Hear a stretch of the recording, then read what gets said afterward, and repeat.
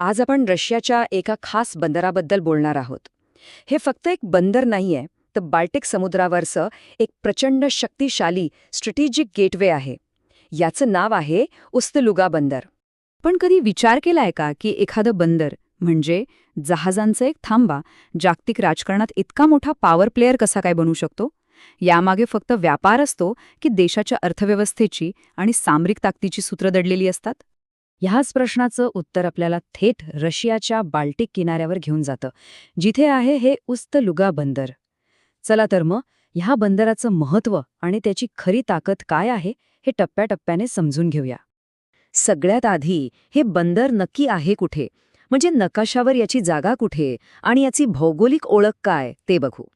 तर बघा, उस्तलुगा बंदर आहे रशियाच्या वायव्य भागात फिनलंडच्या आखातातल्या लुगा खाडीवर. याला मल्टीपर्पज किंवा बहुउद्देशीय बंदर म्हणतात. का? कारण इथून तेल आणि वायूपासून ते अगदी कोळसा आणि खतांपर्यंत सगळ्या प्रकारच्या मालाची वाहतूक होते. आणि याच मोक्याच्या जागेमुळे याला एक जबरदस्त स्ट्रॅटेजिक महत्त्व मिळाले. आता वळूया या बंदराच्या आर्थिक ताकदीकडे. हे बंदर रशियाच्या अर्थव्यवस्थेचं एक प्रकारे इंजिनच आहे. कसं आणि इथून जागतिक व्यापार नेमका कसा चालतो, चला समजून घेऊया. इथून ज्या वस्तू जगभर जातात ना, त्यांची विविधता पाहिली की थक्क व्हायला होतं. कच्चं तेल, पेट्रोलियम उत्पादनं, कोळसा, लिक्विफाईड नॅचरल गॅस म्हणजे LNG, खतं आणि बरंच काही. ही यादीच पुरेशी आहे हे सांगायला की या बंदराची क्षमता किती अफाट आहे आणि रशियन अर्थव्यवस्थेसाठी हे किती महत्त्वाचं आहे. आणि थांबा, याचं महत्त्व इथेच संपत नाही. हे बंदर बाल्टिक पाईपलाईन सिस्टीम 2चं शेवटचं टोक आहे.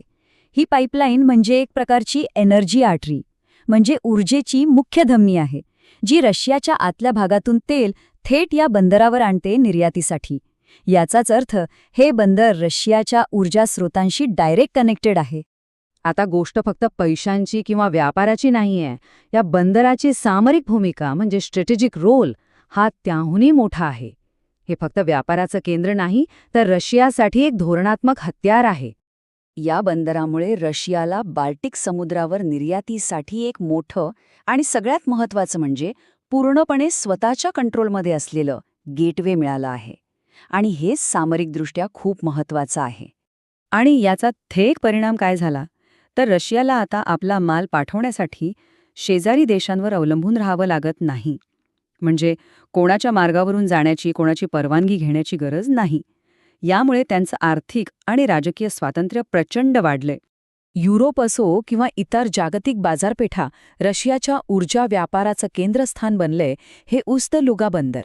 खरं तर ह्या एका बंदरामुळे रशियाला जागतिक ऊर्जा बाजारात आपल्या स्वतःच्या अटींवर व्यापार करण्याची एक मजबूत ताकद मिळालीय. बरं, आता थोडं झूम आउट करूया आणि उस्तलुगा बंदराला रशियाच्या इतर महत्त्वाच्या बंदरांच्या तुलनेत बघूया, म्हणजे याचं वेगळेपण आणखी स्पष्ट होईल. बघा, रशियाकडे प्रिमॉर्स्कसारखं तेल निर्यातीचं बंदर आहे, पूर्वेला व्लादिवोस्तोक आहे, तर आर्क्टिकमध्ये मुर्मान्स्क आहे, जे वर्षभर बर्फमुक्त राहतं. ही सगळीच बंदरं महत्त्वाची आहेत, यात शंका नाही. पण या सगळ्यांमध्ये उस्तलुगा बंदर आपल्या मल्टीपर्पज क्षमतेमुळे आणि थेट ऊर्जा पाईपलाईनशी जोडलेल्या स्ट्रॅटेजिक लोकेशनमुळे आपले एक वेगळंच आणि अत्यंत महत्त्वाचं स्थान टिकवून आहे.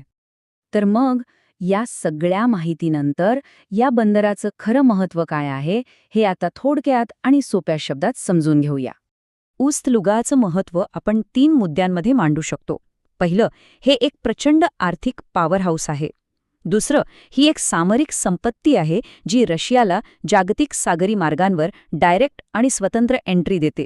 आणि तिसरं, हे बंदर रशियाला एक असा जागतिक खेळाडू बनवतं जो आंतरराष्ट्रीय ऊर्जा बाजारात स्वतःची भूमिका मजबूत करतो. आणि शेवटी एक विचार करण्यासारखा प्रश्न, उस्तलुगासारखी ही स्ट्रॅटेजिक बंदरं जागतिक राजकारण आणि व्यापाराचा नकाशा कायमचा कसा बदलू शकतात, यावर नक्कीच विचार करायला हवा.